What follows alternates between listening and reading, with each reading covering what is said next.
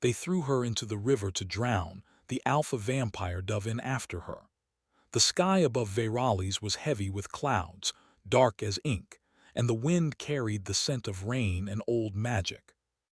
The city was quiet, yet tension hummed through the narrow streets like an invisible wire stretched too tight. Torches flickered along the cobblestone, casting long, trembling shadows, and somewhere far above, the first cry of a raven split the heavy air. Ilara walked through the marketplace, her cloak drawn tightly over her shoulders, her heart pounding in a rhythm she could not control. She had always known Verales held secrets, that beneath its elegant towers and gilded windows lay a network of power older than the kings themselves. Yet nothing had prepared her for the moment when the enforcers came for her. They appeared suddenly, emerging from the mist that rolled along the streets like living smoke. Faces hidden behind cold iron masks, their movements precise and silent. Before she could call for help, hands seized her arms, twisting them behind her back, and a coarse voice barked, "Traitor, you will answer for your crimes." Ilara struggled, but it was useless. The enforcers were strong, their grip like iron chains. Panic clawed at her chest, and her mind raced for an explanation that might save her life. She was no traitor, she told herself. She had only spoken words of warning about the dark forces gathering beyond the city walls, but the enforcers did not listen. The council's judgment was swift and merciless, and they had already decided her fate. The crowd gathered on the cliffs overlooking the Serpent River, a long, twisting body of water that reflected the stormy sky in its dark, roiling depths. Legend said the river was cursed. Those who fell into its waters often vanished without a trace, claimed by shadows older than the city itself. Yet for the people of Verales, fear of the river did not weaken their desire for spectacle. They leaned over the edge, chanting accusations and spitting words meant to wound as much as the river could. Alara's feet dangled over the edge, the wind whipping her hair across her face. The enforcers did not hesitate. With a shove that felt like the pull of destiny itself, she was hurled into the Serpent River. The cold hit her like a blade, slicing through her cloak and her bones alike. She gasped, lungs filling with icy water, and struggled against the current that seemed determined to drag her into the endless darkness below. For a moment, terror consumed her entirely. She thrashed against the river's pull, but it was stronger than her strength, a living force intent on claiming her. Her eyes closed, and she imagined the cliffs, the crowd, the faces that had condemned her. A scream escaped her lips, swallowed immediately by the river's depths. Then, as if the world had shifted and the laws of nature had bent in her favor, a shadow plunged into the water. The river seemed to ripple and shudder, parting around it as though recognizing its master. Strong arms gripped her, lifting her from the water with a speed and force that left her breathless. She opened her eyes to see him, Kale. He was unlike any man she had ever seen. His presence filled the space around her like a storm ready to break. Tall, powerful, yet impossibly graceful, with eyes that glimmered like molten night. His hair fell over his forehead in a dark cascade, and his expression was unreadable, yet something in it hinted at pain older than the city itself. Without a word, he held her close, his strength shielding her from the river's wrath. The moment stretched, heavy with an electric silence. Ilara felt something strange stir inside her, a pull she could not explain. It was not fear, not entirely. It was recognition, like her soul had known this being long before her body did. Who are you?" she asked, her voice trembling as much from awe as from the cold.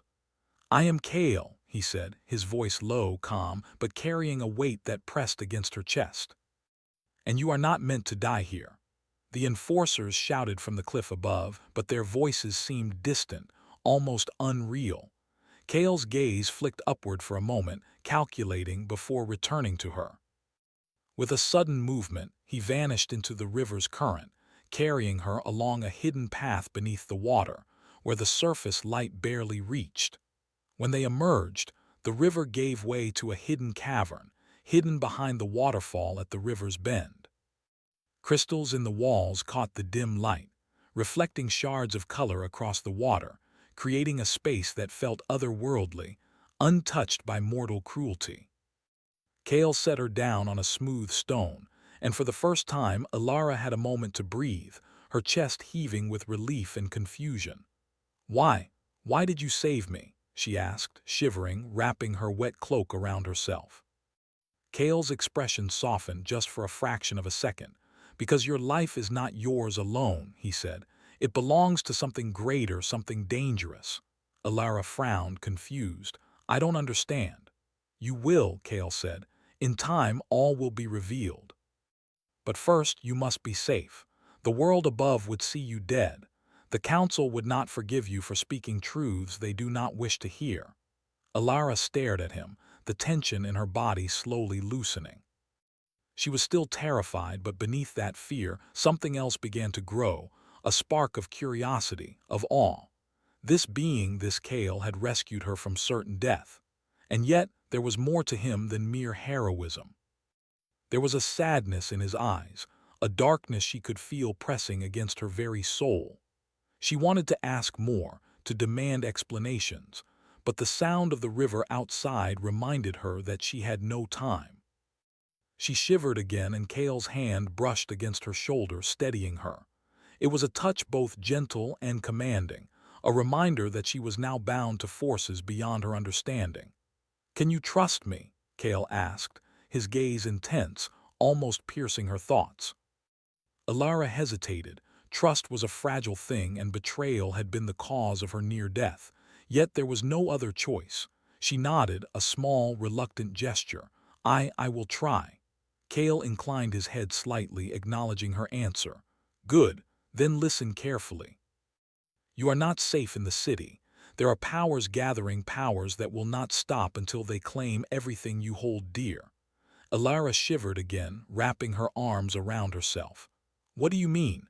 Who would want to harm me?" Kale's eyes darkened. "Those who fear the truth. Those who fear what you carry within you. Your bloodline, it is older than Werewolves itself, and it is tied to forces that could tip the balance of this world." The weight of his words pressed down on her. She felt small, fragile, but at the same time a strange courage began to grow within her. She was alive, saved from the river, and now she was part of something far greater than herself. Kale studied her silently, as though weighing the spark of defiance in her eyes against the danger that surrounded her. Finally, he spoke. "Tonight you rest. Tomorrow you will begin to learn what you are and what you are meant to do." Alara looked at him, words caught in her throat. She wanted to ask what that meant, but the cavern's silence pressed in, heavy and commanding. She realized that for the first time in her life, she was no longer alone. And yet, she was more aware than ever of the dangers that lurked beyond the river, beyond the cliffs, beyond the fragile sense of safety that Kale had provided. As night deepened, the river roared outside the cavern, a relentless, living thing.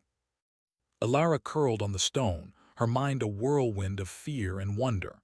Kale stood watch nearby, his eyes scanning the shadows as though he could sense threats even in the darkness. Somewhere in the distance, a wolf howled, a reminder that the world outside the cavern was wild, untamed, and dangerous. Alara felt a thrill run through her, an unexplainable connection to that cry. She realized that the life she had known, with its rigid rules and petty fears, was gone. She was now part of a story older than the city, older than any mortal king.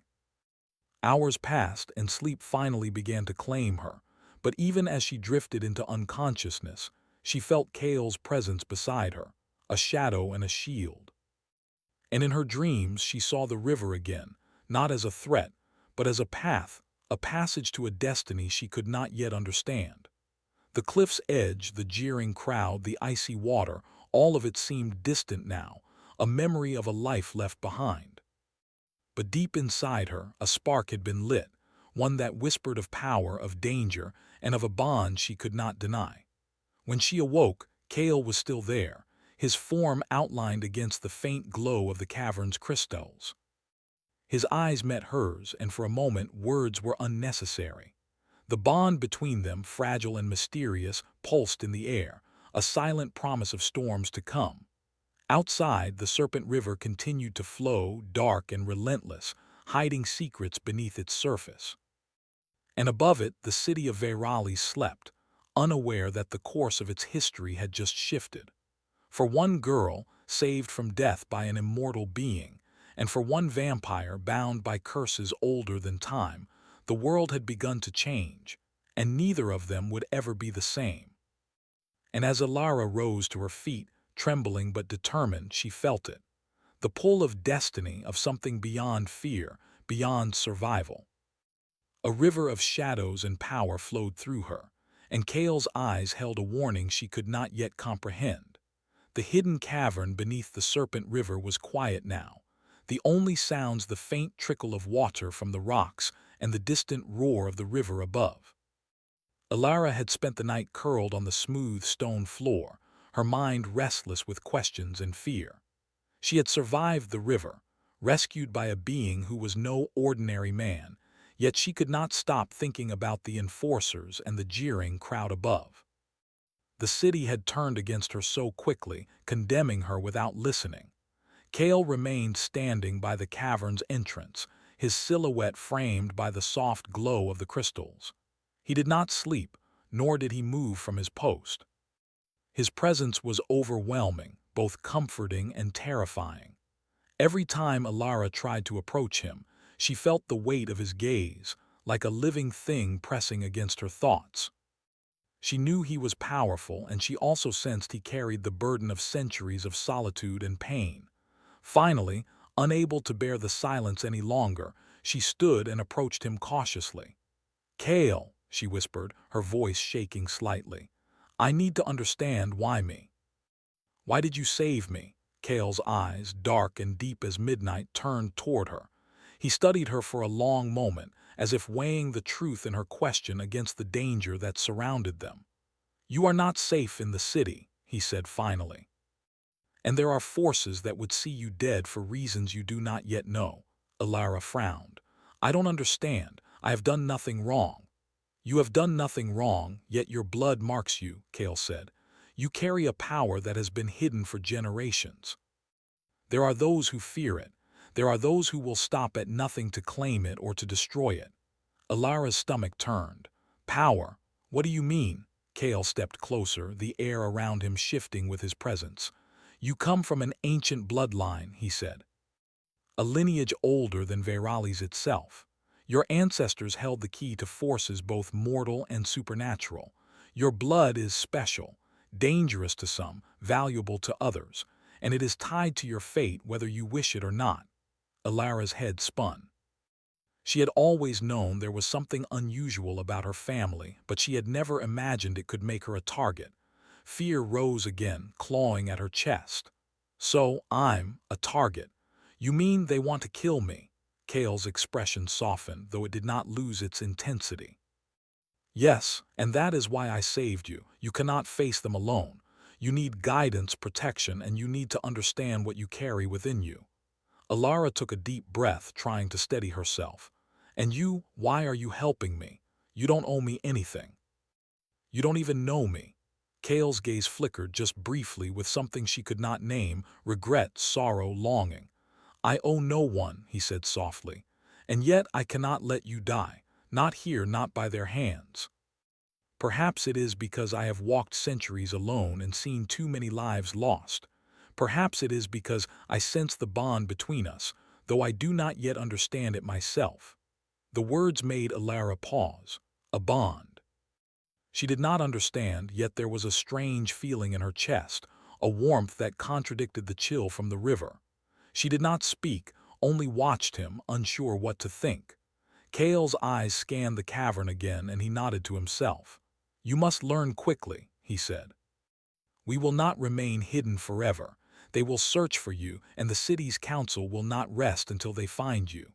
Alara shivered, hugging her arms around herself. "What do I need to learn?" Kale gestured to the water that pooled in the cavern. "First, you must understand your own strength. The magic in your blood is not fully awakened. It will respond to your will, your emotions, and your choices. If you learn to control it, it will protect you. If you do not, it could destroy you. Alara knelt beside the water, staring at her reflection. She had always felt ordinary, fragile, powerless. Yet now, looking into the depths of the crystal-clear water, she wondered if there was more to her than she had ever imagined. Something in her stirred as if the river itself called to her, whispering of power waiting to be claimed. Kale watched her silently. "Do not fear it," he said. "Fear is the enemy of control. You must embrace who you are, or you will always be at the mercy of others." Alara nodded slowly, taking in his words. They were strange, frightening, and yet oddly comforting. She wanted to trust him, to believe that he could guide her through the darkness that had descended on her life. And yet, something in her hesitated.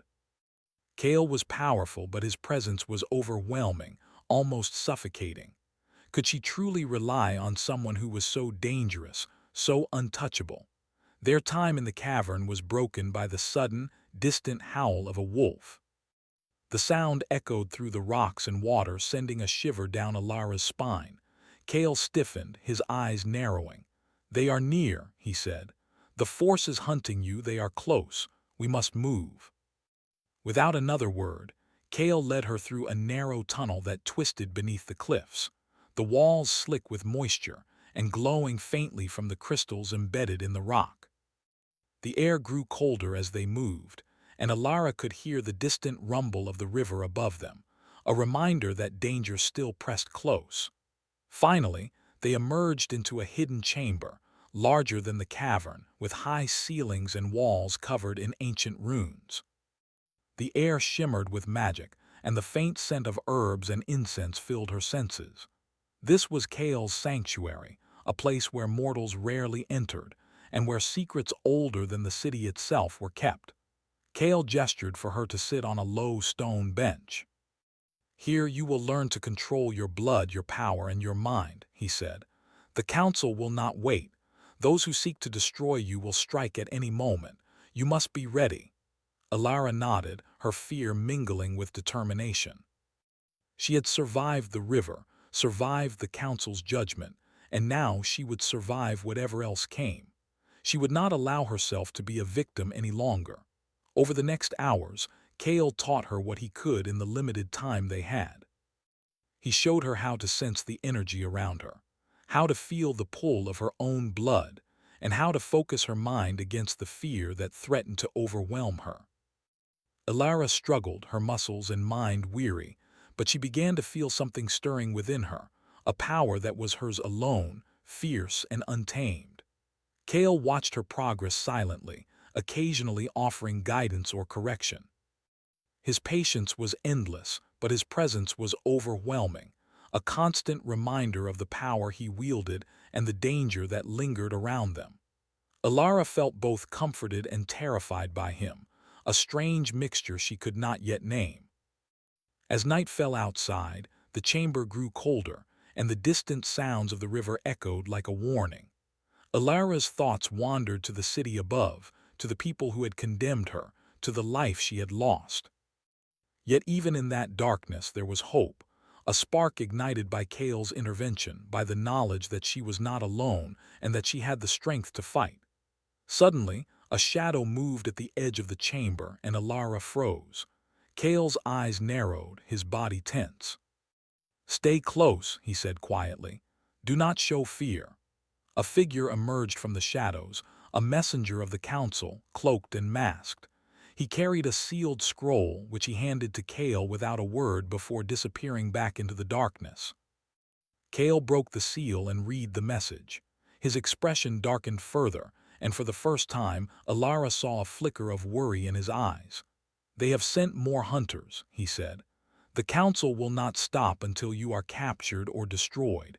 They fear what you represent." Alara felt a chill run through her body. "Hunters," she whispered.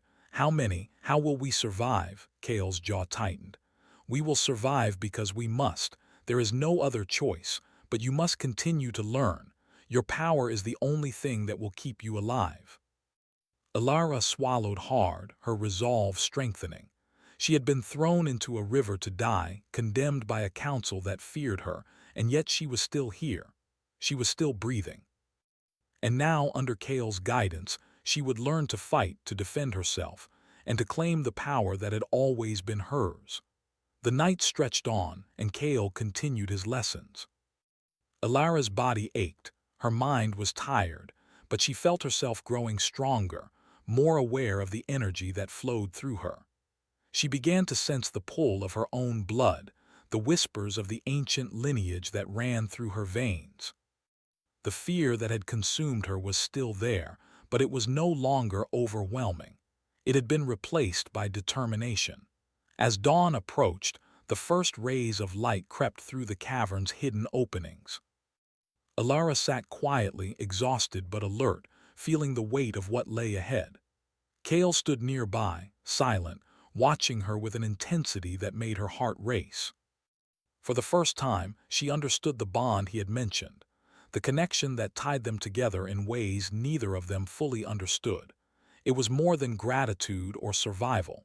It was a link forged in fear, in danger, and now in trust. And though the council's hunters would come, and though the city above would continue to plot against her, Ilara knew one thing with certainty: she would not be a victim any longer.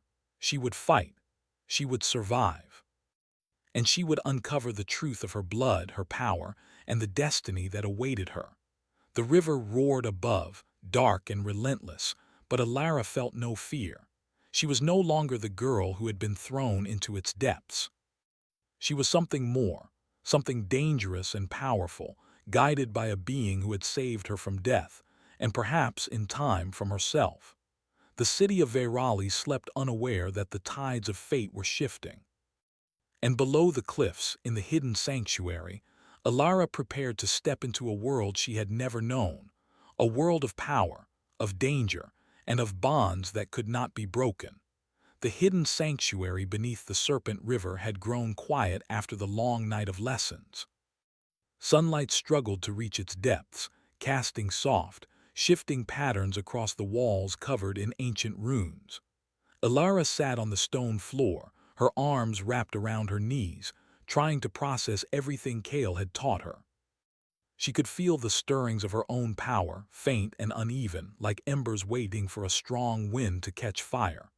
Kale watched her silently, standing tall near the cavern entrance. His presence was always near, a shadow and a shield. Ilara had begun to understand that he was not only her protector but also a teacher, guiding her through forces she could barely comprehend. And yet, every lesson carried an unspoken warning. The council would not stop, and neither would the hunters they had sent. "You are improving," Kale said, his voice calm but firm. "Your control is growing, but you must go further. Your power responds to your emotions. If you allow fear to dominate, you will falter. If you embrace courage, you will awaken something more." Ilara nodded. She had been afraid once, but the fear of death had shifted into a different kind of tension, a desire to survive, to understand, and to fight. She wanted to control her gift, whatever it might become, because it was the only way to face what awaited above the cliffs and beyond the city. Before she could respond, Kale's ears twitched. The faintest sound, a whisper of movement, reached him before any human senses could detect it. He stiffened, his eyes narrowing, and motioned for Ilara to stay low. From the shadows of the cavern, a figure approached, cloaked and masked, moving with careful precision. Kale stepped forward, his hand brushing a small dagger at his belt. "Who are you?" he demanded. The figure paused, then lowered its hood, revealing a young man with sharp features and eyes that glimmered with intelligence and caution. "I am Lorien," he said quickly. "I come with a message from the council and a warning." Ilara's heart skipped. The council. She had expected them to strike, but she had hoped time had granted her a moment of safety. "A warning?" she asked, her voice trembling slightly. "What do they want?" Lorien's eyes shifted to Kale as though seeking permission to speak. Kale inclined his head slightly. "Speak," he said, his tone calm but filled with authority. "The council knows you have taken the girl," Lorien said. "They are enraged. They see her survival as a threat. She carries the bloodline and they fear what it may bring. Hunters are being sent more than before. They will not hesitate. You must leave this place or all will fall." Alara felt a chill run down her spine. "Leave? Where would we go? There is nowhere in Verali safe for me." Kale's jaw tightened. "We go where they cannot follow. For now, this sanctuary must hold, but we cannot stay here forever. The council grows impatient and their reach is long. We will need allies, those who understand what is at stake, and we will need to be ready to face them when the time comes." Lorien nodded. "I can help. I know secret paths, hidden places, but you must trust me, and you must be cautious. The council, they do not forgive." Alara glanced at Kale, uncertain. He met her gaze, his expression unreadable but resolute. "Do we have a choice?" she asked softly. "No," Kale said. "We act or we die. You have survived this long, Alara, but survival alone is not enough. You must be ready to confront the darkness waiting for you, and the power within you must awaken fully." The words made her stomach tighten, but she felt something solidifying inside her, determination. She would not run forever.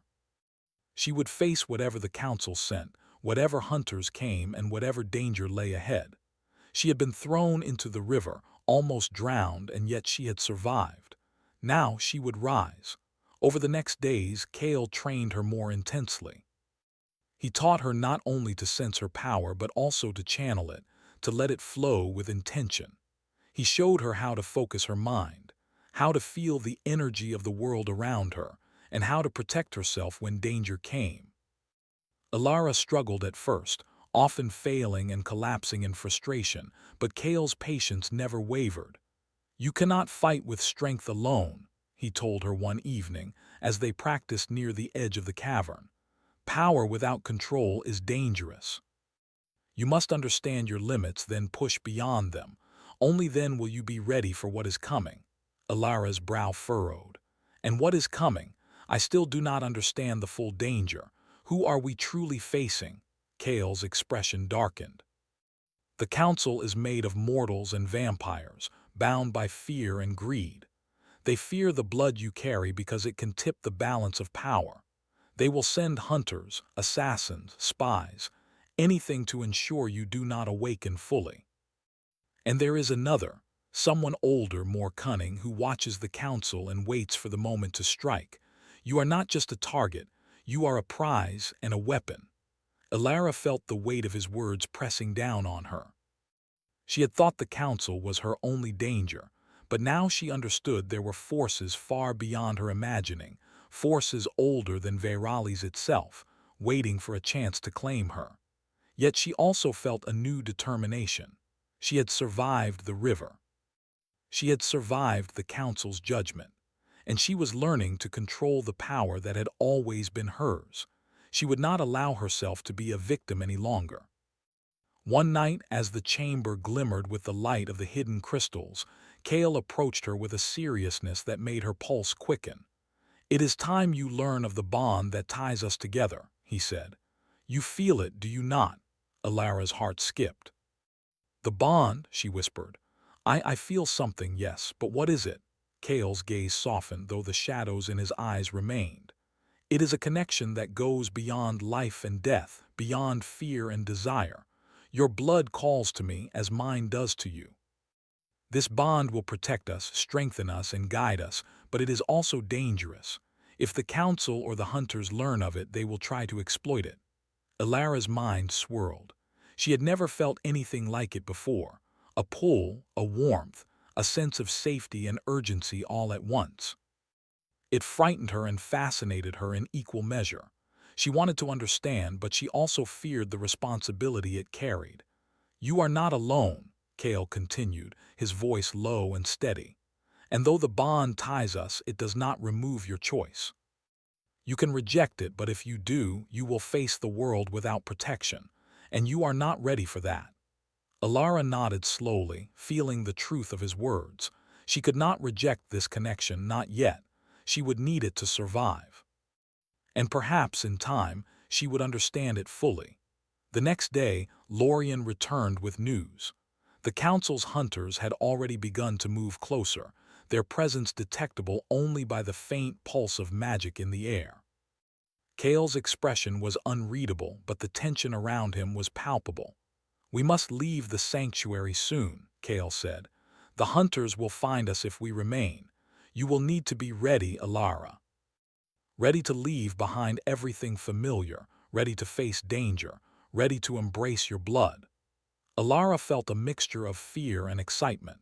She had never imagined leaving the safety of her home, yet she knew she could not stay. The river had shown her that life was fleeting, fragile, and unpredictable. She would take control of her destiny, whatever it required. Over the following days, Kale and Alara prepared for their journey. He taught her to sense hidden paths, to move silently, to anticipate threats. She trained tirelessly, the power within her growing stronger, more precise. The bond between them deepened, unspoken yet undeniable, a silent thread linking their fates. Then, one evening, as the red glow of the setting sun touched the cavern walls, Kale led her to the edge of the tunnel that opened above the cliffs. Below them, the city of Verali sprawled in the fading light, unaware of the danger that moved closer. The wind carried the scent of the river, of rain, and of distant fires. "You are ready," Kale said quietly, his eyes fixed on hers. "Not fully, but ready enough to face what comes next. Remember everything I have taught you. Trust yourself and trust the bond. It will guide you." Alara took a deep breath, feeling the pull of her power, the presence of Kale, and the weight of what lay ahead. "I will not fail," she said, her voice steady. "I will survive, and I will not let them control me." Kale inclined his head, a faint, almost imperceptible smile touching his lips. "Good. Then let us move before the council realizes we have left. The hunters are already on the path." Together, they stepped into the shadows above the cliffs, leaving the sanctuary behind. The river roared below, dark and relentless, yet no longer a threat. It had been a place of danger, but it had also been a place of transformation, the first step in Alara's journey toward power, understanding, and survival. As they moved through hidden paths, the city stretching beneath them, Alara felt the pull of her blood, the bond with Kale, and the knowledge that nothing would ever be the same. The council would hunt them. The hunters would strike.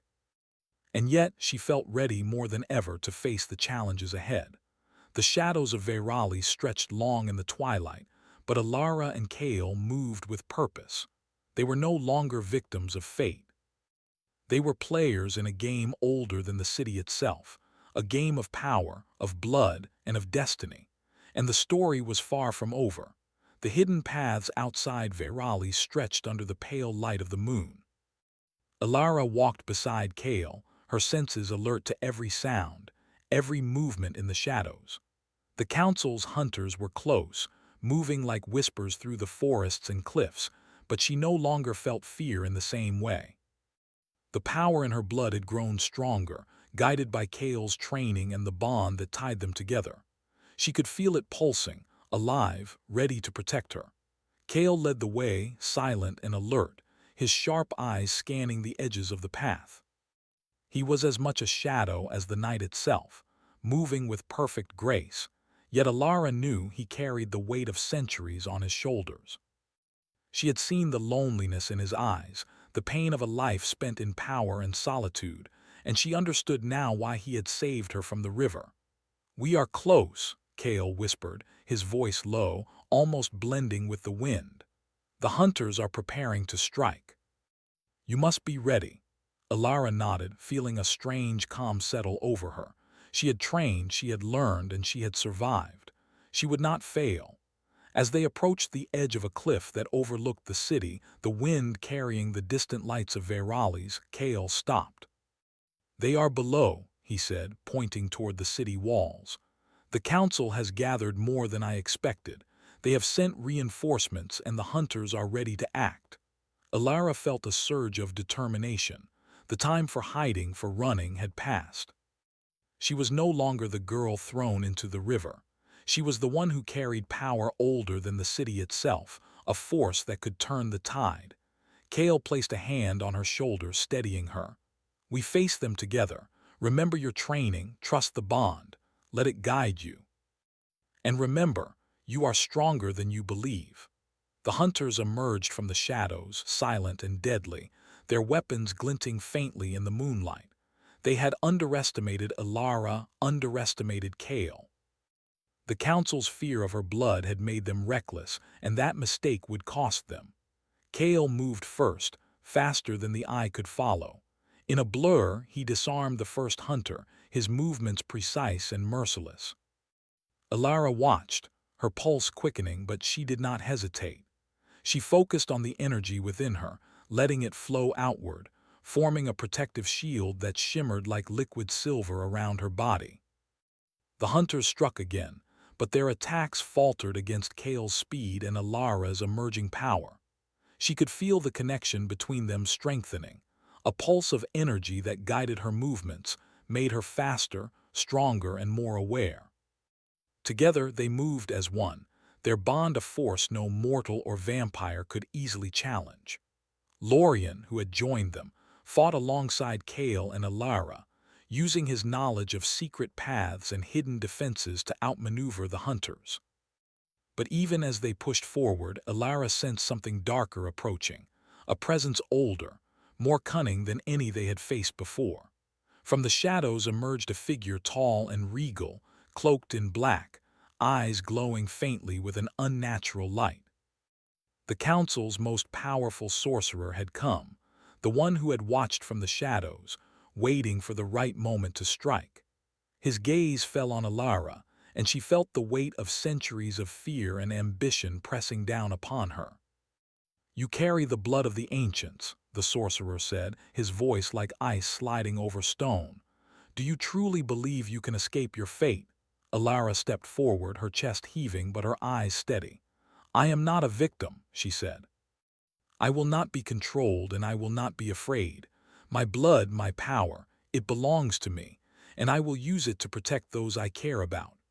The sorcerer laughed, a cold, echoing sound that seemed to draw shadows around him. "Then you will die," he said, raising his hands to unleash a wave of dark energy. Kale moved instinctively, intercepting the attack with a shield of his own power. The force of it sent them both staggering back, the wind from the blast whipping their hair and clothes.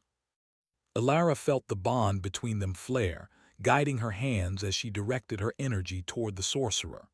Her power surged, stronger than before, and for the first time she felt its true potential.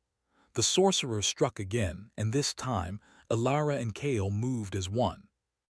Their combined strength clashed against his dark magic, light against shadow, until the sorcerer stumbled, unprepared for their unity. Alara's heart raced, but she did not falter. She focused, channeling all her energy into a single burst of power that struck the sorcerer, sending him sprawling across the ground. For a moment, silence fell. The hunters froze, unsure what to do, and the council's emissaries watched in shock. Alara stood, trembling but unbroken, her energy crackling like fire around her. Kale's hand found hers and she felt the bond pulse, steady and strong. "You have grown," Kale said, his voice low but filled with pride. "Stronger than I ever imagined." The sorcerer struggled to rise, his eyes filled with fury. "This is not the end," he hissed. "You have only delayed what is inevitable." Alara met his gaze with calm determination. "No," she said, "this is the beginning, and it will be on my terms." With a final surge, Kale and Alara combined their power once more. The sorcerer was thrown backward, his magic unraveling against the force of their bond. The hunters fled into the night, realizing they could not stand against such strength, and the council's emissaries retreated, their fear evident. For the first time since she had been thrown into the river, Alara felt the full weight of survival and the exhilaration of victory. She had faced death, the council, the hunters, and the sorcerer, and she had emerged stronger, united with Kale in a bond that could not be broken. Kale lowered his hand from hers, his eyes meeting hers with a softness she had not seen before. "You have awakened fully," he said. And you have done more than survive. You have changed the balance of power in Vairalis, but remember, our journey is not over. There are still threats in the shadows, still forces that would challenge you. But now, you are ready. Ilara nodded, feeling a sense of calm settle over her. The fear that had once dominated her life was gone, replaced by courage, determination, and the knowledge that she was not alone. She had power, she had control, and she had Kale. Together, they were unstoppable. As dawn broke, the first rays of sunlight touched the city, painting it in gold and rose. Ilara and Kale stood on the cliffs, looking down at the river that had once nearly claimed her. Its waters flowed silently, dark and relentless, yet now it felt like a witness rather than a threat. "You saved me," Ilara said softly, turning to Kale. "From the river, from them, from myself." Kale's expression softened, the shadows in his eyes easing just a little.